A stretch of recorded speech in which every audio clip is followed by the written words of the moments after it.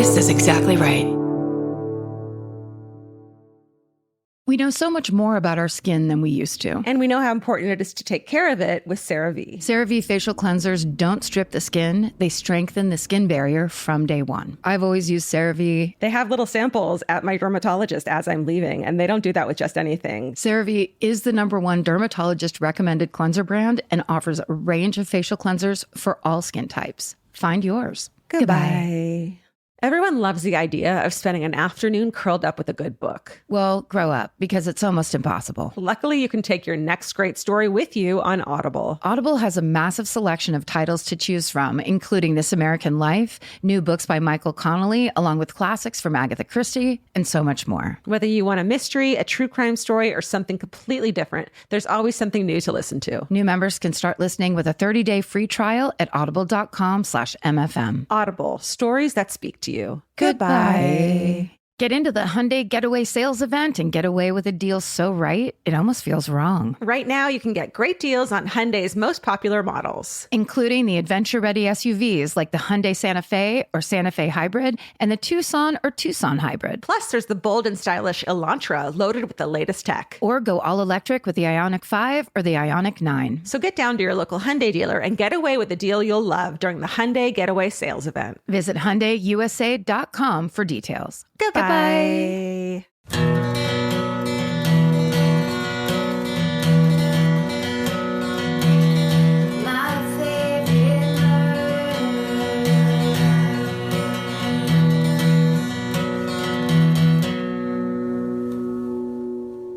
Hello and welcome to My Favorite Murder, the Minisode, where we read you your emails, your stories and emails and stories. And anything in between. Friends and neighbors. I think you're first, yeah? Yeah. Okay.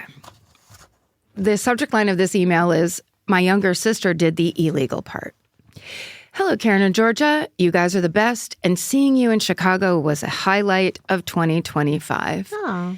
You absolutely crushed it. My story firmly falls into the older sister puppeteering younger sister category. We love those. Mm-hmm. The year was 2009, and it was a summer afternoon in the south side of Chicago. I am the eldest of 5 kids. At the time, I was 19. My twin sisters were 18, and my twin brothers were 13. Jesus. This lineup has probably tipped Karen off to our Irish Catholicness. Nice. Yeah. And Georgia. Growing up, I had the ideas, and my sister Bridget did the doing. She is deeply funny and gave little fucks, making her the perfect puppet. On this particular afternoon, we found ourselves sitting around plotting how we could get alcohol for later that night.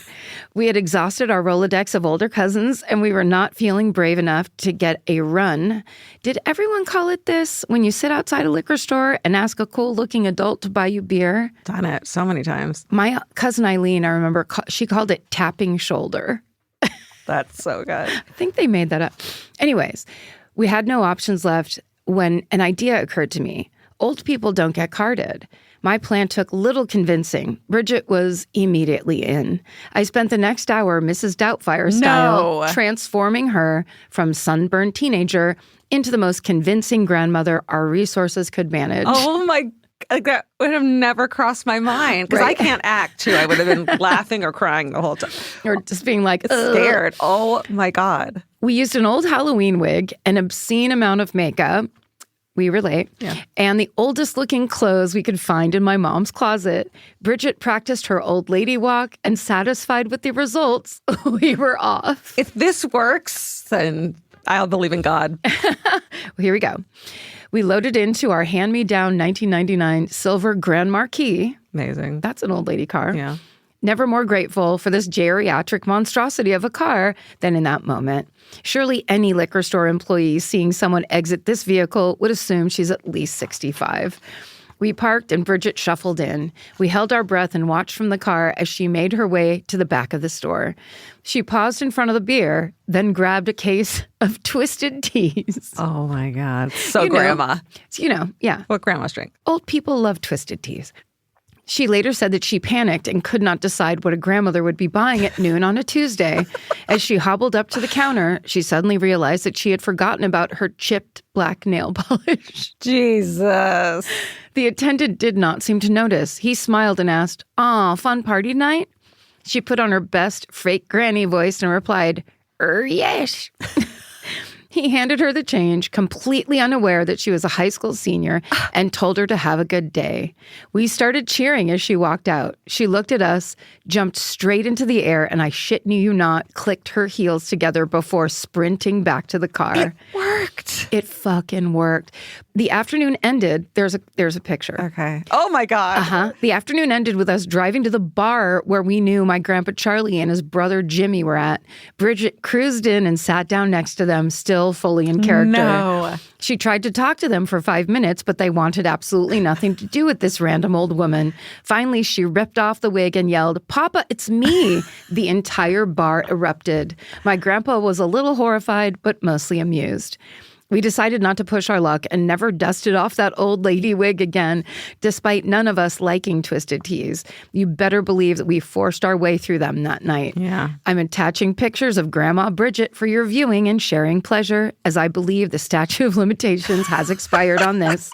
Stay sexy and don't underestimate a bad wig, Maggie. I can't wait to see this. Yep. I totally buy it. 100%. Look at that outfit. It's fucking brilliant. It's so good. It's like not too over the top, It's not. but it's enough. The teeth give it away because she's got perfect teeth. Right. She should have yellowed those up a little bit. Yeah. The glasses are perfect. The blush is The perfect. fucking blazer. I think the scarf around the head tied under the chin is an overplay. Yes. But it's still, nobody it gives a gives, shit. yeah. It gives. And as long as she was kind of crouched over and talking Sure. in the old lady voice, Little I coin did. purse. Oh my God. Like, I hate that we just gave a bunch of teenagers a fucking. There's a picture. Where there's a great photo of her. There's one on her across the top of the fucking Grand Marquis. posing like a pinup girl. We'll put them on our Instagram. Oh, that second picture is absolutely Dude. joy. Also, I think the Grand Marquis was 50% of that Yes. journey It's right a there. giant silver like cop car. It's a total grandma car. I want Bridget to have become an actress, and I want her sister who wrote it in to be a makeup artist. Oh my What God. if that's what happened in the end? What if it's Maggie Gyllenhaal and her sister Bridget Gyllenhaal. Gyllenhaal? You know. The infamous Bridget Gyllenhaal. Wow. That was one for the ages. So epic. So good. We know so much more about our skin than we used to. 10 years ago, no one in America knew what a skin barrier was. It's time to take care of your skin with CeraVe. CeraVe facial cleansers don't strip the skin. They strengthen the skin barrier from day one. Formulated with 3 essential ceramides, hyaluronic acid, and niacinamide to provide long-lasting hydration and 12-hour oil control. I've been using CeraVe for over a decade, I would think. And now it's getting super trendy. And I don't know why, it just makes me proud that something I've used for so long is cool on socials now. But it really does work. And that's why it's been around so long. No matter your skin type or concern, CeraVe has facial cleansers perfect for you and your skin barrier. CeraVe is the #1 dermatologist recommended cleanser brand and offers a range of facial cleansers for all skin types. Find yours. Goodbye. All right. Wow. Okay. We'll have to follow that one with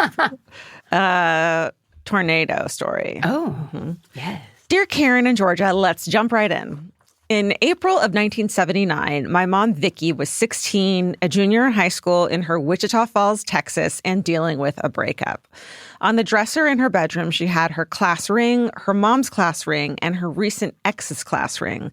The ex, Mark, had come by asking for the ring back, but my mom refused and simply told him that she'd give it back later. Sure. She wasn't ready. No. Nobody could have known how much later that would be. On April 10th, 1979, a massive tornado ripped through town in an event now known as Terrible Tuesday. Oh, you love tornadoes. I do. The tornado touched down at 5:55 p.m., traveled 8 miles through the city, killing 42 people and destroying more than 100 commercial businesses, 2 schools, and more than 3,000 homes. Oh, my God. On that evening, my mom, her parents, and her brother, who had come by the house for dinner, were getting ready to eat when the tornado warning hit. My granddad ordered everyone into the car to drive out of town. My mom argued because even at 16, she knew that being in a car during a tornado is a famously bad idea. But Dad said, get in, and when the Texas dad says that, you get in. The only one not required to leave was her brother, who stayed behind. I guess he was over 18, so he was like, fuck you. I'm just going to hang out here. In the tornado house. They drove out of town a bit, but then couldn't go anymore as there was too much traffic with cars pulled over as everyone was trying to leave. That's so scary. That's like why you don't get in your car and try to drive somewhere. Also, that's when the LA fires were happening, and I had fires literally in a ring around my neighborhood. Yeah. I left my house because I was like, same. I can't get out while everyone else is trying to get out. Exactly. That's exactly why I left like before I needed to. Yeah. And my cousin was one of the ones who got stuck in the Palisades, like driving out, and her car got fucking burned. For real? Did she had to get out and run? Yeah. So later that day, I was like, I'm not doing this. No. Oh my God, terrifying. Yeah. So my mom watched the tornado as it barreled through town. It was over a mile wide and looked like a massive black wall. When it passed, they drove back toward their house and realized at the end of their block that all of the houses were leveled. It went from a normal neighborhood and houses to nothing. Her brother, who had stayed behind, survived by sheltering in a closet under the stairway. And when he emerged, the entire second story of their house was gone. So I can show you a photo of the houses, the before and after of the house. Beautiful, 70s looking. Normal house. And then that. Like, if her brother had been there, he would have died. Right. But he was hiding, like, somewhere there. Yeah, somewhere there. Isn't that fucking... But, like, that's an uninhabitable teardown. Yes. And so random. Yeah. We'll show it on our Instagram. Okay. And so the entire second story was gone, which meant my mom's room and the class rings were gone as well. Remember that? Yeah. My mom really only cared about the class rings and even searched in the ditch behind the house. She never found them. In the end, my grandparents decided to sell the lot rather than rebuild, and the rings were presumed lost. Fast forward 10 years to 1987. Vicky and Mark exchange different rings. What? So they get back together and get married, and then emoji with the hearts in its eyes. What? Yeah. Fast forward 16 more years to 2003. I'm 13 years old, the middle of Mark and Vicky's 3 daughters. The family who rebuilt the old lot is still living there. Their 19-year-old son is in the backyard when their dogs dig something up, and what do they find? No. A Rider High School class of 1979 ring with the initials ML. Oh, the photo of it too. Shit. This is from Molly. You fucking killed this email. Molly. Look at that vintage class ring. Unbelievable. They borrow a yearbook, realize the former resident is now married to a guy named Mark, and call my mom. My mom brought my sisters and me in on the news, and one night we played a game of asking my dad if he could remember what his class ring looked like. He ended up describing it all wrong, classic. And then my mom said, "Did it look like this?" and held out the ring to him. He was shocked and amazed, of course.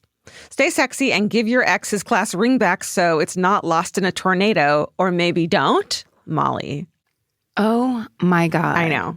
That is, when you start, like, when it started going that direction, I was like, they found the ring again? Yeah. Like, how is that possible? Just in the backyard, sitting there. That's why you need to always bring own a metal detector. Exactly, and bring it with you everywhere you go. That's literally what I was going to say. From house to house. Yeah. We know so much more about our skin than we used to. 10 years ago, no one in America knew what a skin barrier was. It's time to take care of your skin with CeraVe. CeraVe facial cleansers don't strip the skin. They strengthen the skin barrier from day one. Formulated with 3 essential ceramides, hyaluronic acid, and niacinamide to provide long-lasting hydration and 12-hour oil control. I've been using CeraVe for over a decade, I would think. And now it's getting super trendy. And I don't know why, it just makes me proud that something I've used for so long is cool on socials now. But it really does work. And that's why it's been around so long. No matter your skin type or concern, CeraVe has facial cleansers perfect for you and your skin barrier. CeraVe is the #1 dermatologist recommended cleanser brand and offers a range of facial cleansers for all skin types. Find yours. Goodbye. This podcast is brought to you by Squarespace. Every successful small business starts with someone saying, I wonder if people would actually buy this. Squarespace gives you everything you need to find out. From consultations to events and experiences, you can showcase your skills with a customizable website designed to attract clients and grow your business. With Squarespace's collection of cutting-edge design tools, anyone can build a beautiful, professional online presence that perfectly fits their brand or business. Get paid on time with professional invoices and online payments. Plus, streamline your workflow with built-in appointment scheduling and email marketing tools. Head to squarespace.com/murder for a free trial. And when you're ready to launch, use offer code MURDER to save 10% off your first purchase of a website or domain. Goodbye. Okay. I'm not going to read you the subject line. It says, "Hey folks, my maternal great-grandfather, or Papa Pete, as my family called him, was a character. He was a raging alcoholic who, to me, sounds like a total piece of shit, but at his core, cared for his children, my grandmother and her siblings. The closest fictional character I can compare him to is Frank Gallagher from Shameless." Oh, fuck. Yep. That's rough. He frequently went on drinking and gambling binges where his family wouldn't hear from him for weeks. He gave classic drunk advice, my favorite of which being, if you have nowhere to sleep, sleep on a grave because no one will bother you. And then it says, classy. But that's really true. I kept thinking about that where I'm like, that's really true. Yeah. You go into a graveyard. At night, you're alone, pretty much. Yeah. Kind of. Well, some drinking teenagers, but they're scared of you. And ghosts. But they're also scared of you. Right. So without further ado, it's the late 60s in the small town of Wetumpka, Alabama, a population of about 4,000 people at the time. My great-grandmother, Big Mama, no, I'm not kidding, gets a phone call from a sheriff in Texas. "Ma'am, are you the wife of Pete Rooks?" "Yes." "Ma'am, your husband is dead. He drunk himself to death. You're going to have to come to Texas to collect his body." Oh my God. Big Mama, who's only about 30 at the time while holding this charming nickname, by the way, is devastated. She takes her 2 young teenage daughters on a road trip to Texas to bring the body of their father home to Alabama to be buried. They enter the police station. They explain that they are there to collect Mr. Rook's remains. The young mother and her daughters are brought around the corner to the cells, only to find Pete Rooks drunk off his ass and slurring his hellos to his wife and daughters. What? Pete had gone on a bender so grandiose that it carried him 3 states away. Upon being arrested for God knows what, the sheriff must have asked him who he could call to come pick him up from the station. Pete knew no one would come pick him up in Texas all the way from Alabama. No. And he was out of money. So being the genius he was, he told the sheriff to call his wife and tell her that he had died. Okay, the sheriff is so complicit and it's so not okay. And it was your job to not do that. This is a real bros before hoes situation. Seriously. That is like, and that's the why devastation that they went through the whole time before knowing that, just because you were like, come pick me up. Yeah. And the sheriff was like, let's do it. boys club. Wow. That's why the girls club we must get serious about the girls club. Yes. Because the boys have been boys clubbing for far too long. Bros, you've had your fucking day. Can you imagine how furious you would be? No. Okay. He knew that the only way his wife would come pick his dumb ass up in a whole other state after no contact, no apology, and no money to fund the trip was over his dead body. I can't even imagine that 12-hour car ride of shame home. And that's my crazy great-grandparent story, JS. Shit. You got one of those stories? Email them to us. Please. What's the most fucked up thing someone's ever done to you? Also, if you feel shame, yeah, maybe not that, but if you have a story where you feel like you're supposed to feel shame or that somebody's bad, they're not. Right. Write it in. Let us decide. Yeah, we'll tell you. Okay. The truth. Okay. We'll tell you the truth. Let's see. Okay. Oh, and it's Memorial Day when this comes out. So this is kind of a Memorial Day story. Hello, ladies and emotional support animals. I was born and raised in Buffalo, New York. My family traveled from Italy sometime around 1890 and decided to make the city of good neighbors their home. In 1996, my grandfather embarked on a dedicated search to locate his missing uncle, Bartholomew, who had served in World War II. Initially, the family had been informed that he was missing in action, but later the military communicated that he had been killed in battle with no remains discovered. Due to the onset of Alzheimer's disease, my grandfather's pursuit was tragically interrupted. However, in 2019, my father took it upon himself to continue the search. He began reaching out to distant relatives he had never met and joining Facebook groups dedicated to the families of missing veterans. After years of tireless research, my father discovered a cemetery in Luxembourg that still contained approximately 100 unmarked graves. Given that Bartholomew's last known location was in this area and he had been missing for 75 years, it seemed to be the most likely place to find him. In a remarkable turn of events, several family members submitted DNA samples, which ultimately allowed us to confirm Bartholomew's identity among the unmarked graves. Whoa. I know. After all that time. So I wonder if the army or whatever it was has some sort of procedure to keep something so they can test. Totally. And then his remains were repatriated to Buffalo for a proper military burial just in time for what would have been his 104th birthday on Memorial Day. Wow. On Saturday, June 1st, 2024, Bartholomew received full military honors and was laid to rest with his family, bringing closure to a story that has resonated in our family for generations. It is a profound and moving moment to know that after so many years, he will finally rest with those who loved him. My papa, who passed away on October 14th, 2024, has now been reunited with his beloved uncle, SSDGM K. Wow. That's a powerful story. Yeah. For Memorial Day. Totally. Wow. Well, if you're enlisted or if you're in any part of the military in this country, thank you for your service. Yes, thank you. And thank you to World War II veterans for fighting Nazis. Yeah, literal Nazis. Very important to fight Nazis. Let's do it. We know so much more about our skin than we used to. 10 years ago, no one in America knew what a skin barrier was. It's time to take care of your skin with CeraVe. CeraVe facial cleansers don't strip the skin. They strengthen the skin barrier from day one. Formulated with 3 essential ceramides, hyaluronic acid, and niacinamide to provide long-lasting hydration and 12-hour oil control. I've been using CeraVe for over a decade, I would think. And now it's getting super trendy. And I don't know why, it just makes me proud that something I've used for so long is cool on socials now. But it really does work. And that's why it's been around so long. No matter your skin type or concern, CeraVe has facial cleansers perfect for you and your skin barrier. CeraVe is the #1 dermatologist recommended cleanser brand and offers a range of facial cleansers for all skin types. Find yours. Goodbye.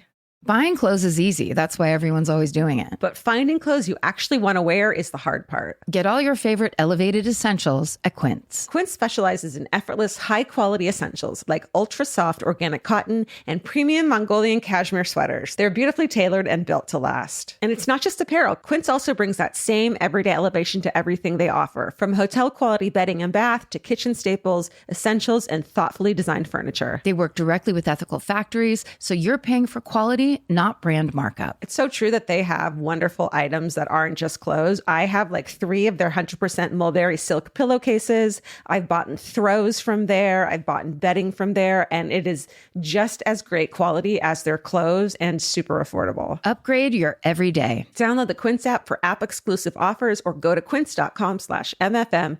Get free shipping on your order and 365-day returns. Now available in Canada and the UK too. QUINCE.com/MFM. Goodbye.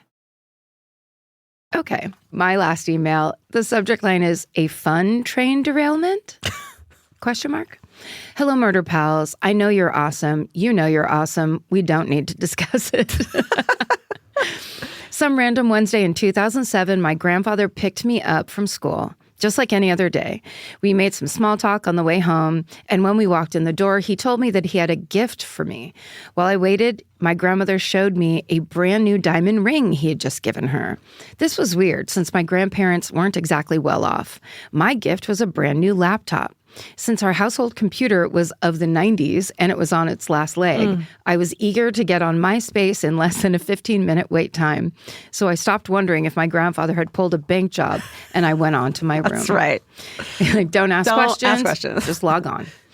Fast forward to a few hours when the nightly news came on. Being a teenager, I didn't watch the news, but I happened to walk through the living room at just the right time to see my grandfather on the screen talking about how something felt like an earthquake. Super confused, I stopped to listen. That afternoon, he had stopped at a convenience store. It was one of those stores you wouldn't know was a store unless you were a local. Just a boring, tiny building on the side of the road. There's nothing unusual about him stopping there, but what he conveniently didn't mention at all that day was that while he was there, a fucking train ran through the store. Well, I forgot about the train completely. Right? According to the news, a train engineer ignored a stop signal when he was backing up on an offloading track, which caused 3 train cars to roll through a dirt barrier and hit the store 30 feet from where the track ends. The owner managed to get everyone out safely, including having to pull out a customer who went into shock and had to be sent to the hospital. My grandfather had only a tiny cut on his nose, probably from his glasses being pushed into his face from the impact. Dude! Of a train. I don't remember the store ever reopening, and eventually it was demolished. But as far as I know, trains have run without incident in my hometown ever since. Oh yeah, and the gifts? He stopped there to buy a lottery ticket. The ticket won him $100,000. I'm sorry, what the fuck? I was like, how he stole the money when like everyone had evacuated? No. He says, yeah, not only did he survive a freak train derailment, but he won more than my salary from the ticket he bought immediately before it happened. What the fuck? Stay sexy and avoid stores near train tracks, Brit. Or don't. And then our producer, Kate Schallenbach, looked the incident up, and she says there was indeed a train derailment in Lancaster, South Carolina in 2007. The train ran into a buy-right convenience store, and Kate found a print interview quoting a witness who had stopped in to get a lottery ticket when the train crashed into the store. No one died in this incident. I mean, the timeline that you're on in this life, if that's it. After that, that's pretty fucking great. Constant whistling, constant chill attitude. Yeah, someone likes you. Just I am blessed. Oh my God. Wow. Okay, my last one is just about medieval family folklore. Oh, just that? Yeah. Okay. Hi, Karen and Georgia. Greetings from Brussels. Ooh. I'll get straight into it. I'm from the rural part of Belgium, Limburg. I've been to Belgium. Isn't that weird? Yeah. Back in the late medieval times, this area was mostly farms, tiny wooden houses with thatched roofs, and local pubs. Take me there. So fun. Life was fine if you were hardworking. Unfortunately, I come from a long line of, quote, enthusiastic enjoyers of life. Not exactly aligned with the whole reap what you sow lifestyle. So my ancestors found a solution, a gang. Oh. Not just any gang, the biggest and most notorious one in the region. Their name, okay, here I go. Dubakken Riders. Literally the goat riders. Oh. And then it says, I know, goat riders. Folklore says they rode goats through the night. Some stories even mention flying goats. In reality, they were more into leaving threatening burn letters on people's doors, not to be confused with the Mean Girl burn book. And since everything was made of wood and straw, very flammable vibes. The letters basically said, nice home you got there. It would be a shame if it burned down. People had to pay to avoid that. Oh, shit. Like early mafia. Yeah. Or Brussels mafia. Yeah.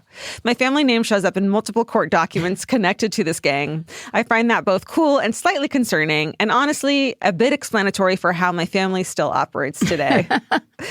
No crime, just creative thinking. It doesn't end well, though. 2 of my ancestors were hanged in a nearby town after being tortured for a confession.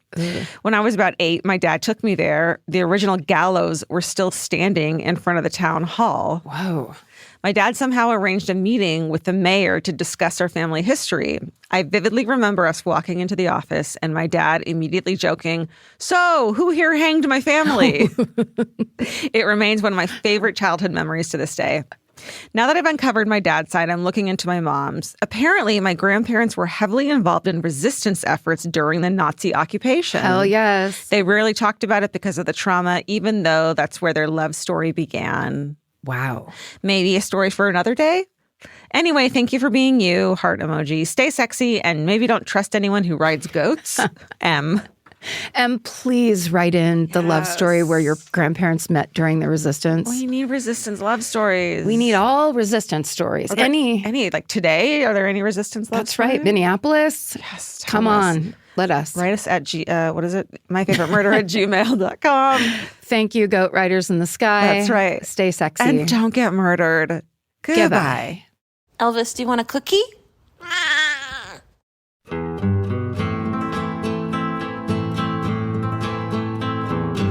This has been an Exactly Right production. Our senior producer is Molly Smith, and our associate producer is Tessa Hughes. Our editor is Aristotle Acevedo. This episode was mixed by Liana Squilacci. Email your hometowns to myfavoritemurder@gmail.com. Follow the show on Instagram at myfavoritemurder. Listen to My Favorite Murder on the iHeartRadio app, Apple Podcasts, or wherever you get your podcasts. And now you can watch My Favorite Murder on Netflix. And when you're there, hit the double thumbs up and the remind me buttons. That's the best way you can support our show. Goodbye.